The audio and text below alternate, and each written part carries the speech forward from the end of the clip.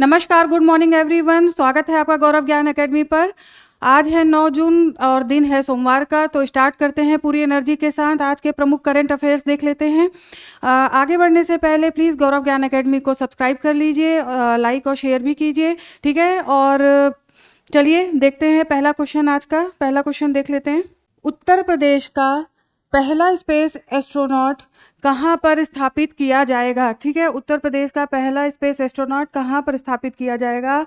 तो आपका आंसर है लखनऊ। ठीक है, लखनऊ में ये किया जाएगा। और देखिए इसका उद्देश्य क्या है। इसका उद्देश्य है स्पेस, एस्ट्रोनॉमी और साइंस के बारे में सारी जानकारी। यहाँ पर बहुत सारी चीज़ें देखने को मिलेंगी। ठीक है, इसके साथ ही साथ देखिए ये जो विकास किया जा रहा है ये आपका विज्ञान, ठीक है, और प्रौद्योगिकी विभाग के द्वारा। ठीक है, विज्ञान और प्रौद्योगिकी विभाग के द्वारा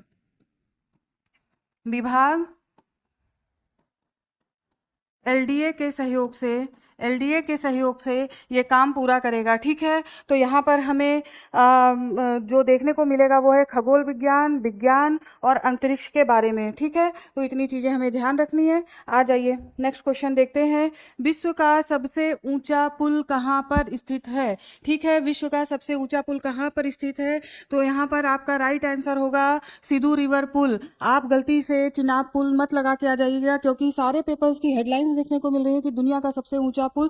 तो देखिए ये दुनिया का सबसे ऊंचा रेलवे पुल है। ठीक है नहीं, ये दुनिया का सबसे ऊंचा रेलवे पुल है। जबकि ऑल ओवर अगर हम पुल की बात करें तो सिद्धू रिवर पुल सबसे ऊंचा पुल है और ये है चीन में। ठीक है, ये है चीन में। और सेकंड नंबर पर है पुली पुल। ठीक है, सेकंड नंबर पर पुली पुल है। ये सब चीन में है, ये जितने भी आप देख रहे हैं ये चीन पे है। और चौथे नंबर पर जो पुल आता है वो है, अगर पुल की बात की जाए तो वो अपना चिनाब पुल भारत का आता है। ठीक है, तो इसकी जो ऊंचाई है देखिए वो 496 मीटर, इसकी ऊंचाई 496 मीटर है। तो इतना हमें ध्यान रखना है। हालांकि मीटर देखने की ज़रूरत नहीं है, लेकिन ये बताने के लिए है केवल। ठीक है, तो इस तरह से ये क्वेश्चन गलत मत करिएगा। आ जाइए ज्ञान वीरों, नेक्स्ट क्वेश्चन देख लेते हैं।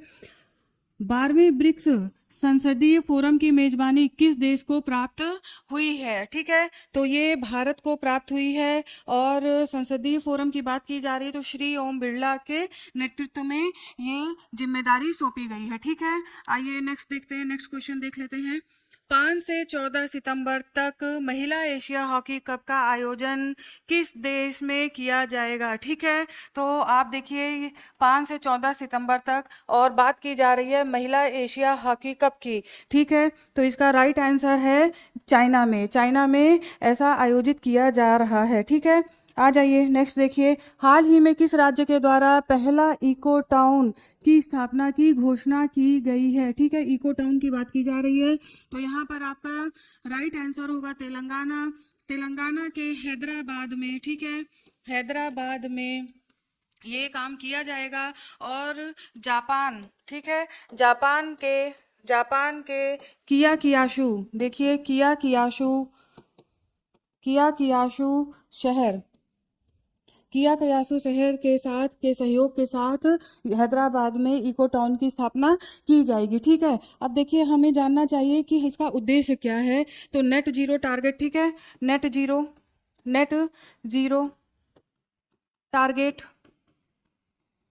और इंक्लूसिव इकोनॉमिक ग्रोथ, इसके साथ ही साथ अर्बन इनोवेशन की बात की गई है। ठीक है ना, अर्बन इनोवेशन की बात की गई है। तो इतनी सारी चीज़ें हैं। आइए नेक्स्ट देख लेते हैं, नेक्स्ट क्वेश्चन। हाल ही में उत्तर प्रदेश के किस शहर के लिए हाइजीन रेटिंग सिस्टम शुरू किया गया है? तो यहाँ पर बताइए आपका राइट आंसर क्या जाएगा? तो आपका राइट आंसर है लखनऊ। ठीक है, यहाँ पर देखिए जो हाइजीन रेटिंग सिस्टम है ये स्ट्रीट फूड से लेकर, ज्ञानवीरों, स्ट्रीट फूड से लेकर 5 स्टार, ठीक है ना, 5 स्टार होटल तक, 5 स्टार होटल तक ये रेटिंग की जाएगी। इसके साथ ही साथ यहाँ पर लखनऊ में ही लखनऊ दर्शन योजना, ठीक है ना, इसी के साथ साथ लखनऊ दर्शन योजना भी चलाई जा रही है, स्टार्ट की जाएगी लखनऊ दर्शन योजना। इसमें एक ऐसा एप्लीकेशन लॉन्च किया जाएगा जिसमें सिटी के हिस्ट्री, ज्योग्राफी और टूरिस्ट प्लेस के बारे में बताया जाएगा। जैसे कि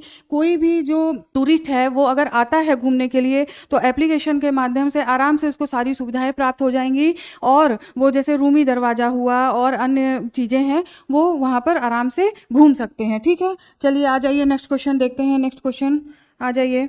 हाल ही में किस कंपनी को भारत में सैटेलाइट इंटरनेट का लाइसेंस प्राप्त हुआ है? ज्ञानवीरों, वेरी इंपॉर्टेंट क्वेश्चन है, ये क्वेश्चन पूछा जा सकता है आपके आगामी परीक्षाओं में। ठीक है, तो देखिए इसमें जो राइट आंसर होगा आपका वो है स्टारलिंक। स्टारलिंक जो है वो एलन मस्क की कंपनी है। ठीक है, एलन मस्क की कंपनी है ये। और इसमें हमें ध्यान रखना है जैसे कि अभी तक भारत में जो सुविधा मिल रही है वो है एयरटेल और दूसरा जियो, इन कंपनियों को सुविधा मिली हुई है। स्टारलिंक तीसरी ऐसी कंपनी है, ये थर्ड ऐसी कंपनी है। ठीक है, और देखिए ये जो सुविधा एलन मस्क के द्वारा बताया जा रहा है कि धरती के सबसे पास में ऐसी सैटेलाइट्स घूमती है जिसकी वजह से इनकी स्पीड भी अच्छी होगी भारत में। और गवर्नमेंट का ये कहना है कि आपको ये सुविधाएं ग्रामीण क्षेत्रों में, दूर दराज एरिया तक आपको ये सुविधाएं पहुंचानी है। एलन मस्क इसके प्रयास में 2022 से ही लगे हुए थे, अब जाकर के इन्हें ये मिला है। इसके अलावा देखिए इसी कतार में अमेजन की, कतार में अमेजन की कुइपर, ठीक है, अमेजन की कुइपर भी लगी हुई है कि उसे भी लाइसेंस प्राप्त हो जाए। तो ये सारे फैक्ट्स हैं। आ जाइए आगे, आगे देखते हैं। विश्व बैंक की नवीनतम रिपोर्ट के अनुसार भारत में अत्यधिक गरीबी दर 2022-23 में कितनी है? ज्ञानवीरों, अगर आप एग्जाम देते होंगे, कोई भी एग्जाम दिया होगा तो इस तरीके से क्वेश्चन बहुत आते हैं और बिल्कुल आपको टिक पे याद करना है इसे, ये क्वेश्चन आएगा ही आएगा। देखिए, और अभी जो यूपीपीसीएस और आने वाले समय में आरओ के एग्जाम, ठीक है, तो उसमें जरूर ये क्वेश्चन आ जाएगा। तो यहाँ पर आपका राइट आंसर होगा 5.3। ठीक है, यहाँ पर आपका राइट आंसर होगा 5.3। देखिए विश्व बैंक का कहना है, विश्व बैंक का कहना है, विश्व बैंक ने जो एक अंतरराष्ट्रीय मानक बनाया है वो है 2.15 डॉलर। ठीक है, 2.15 डॉलर से नीचे अगर जीवन यापन किया जाता है, जीवन यापन किया जाता है तो वो अत्यधिक गरीब की श्रेणी में आते हैं। ठीक है, अत्यधिक गरीब की श्रेणी में आते हैं।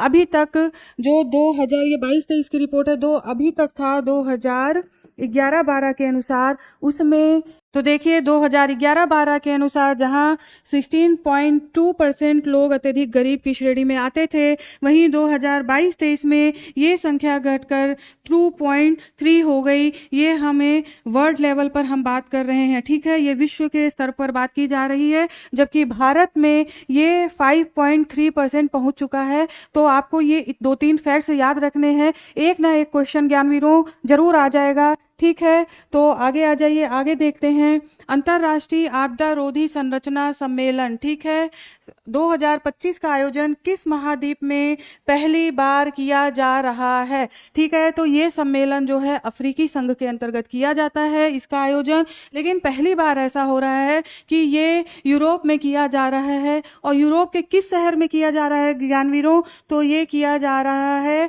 फ्रांस में। ठीक है, फ्रांस में किया जा रहा है। प्रधानमंत्री जी ने इस मामले में इमैनुअल मैक्रों को बधाई दी है और उन्होंने इस आपदा रोधी जो अवसंरचना सम्मेलन है इसको और आगे बढ़ाने की बात कही है, इसको और मजबूत बनाने की बात कही है। ठीक है, आ जाइए अपने नेक्स्ट क्वेश्चन की तरफ आ जाइए। 8 से 13 जून तक संयुक्त राष्ट्र महासागर सम्मेलन UNOSO3 का आयोजन कहाँ पर किया जा रहा है? ठीक है, कहाँ पर किया जा रहा है?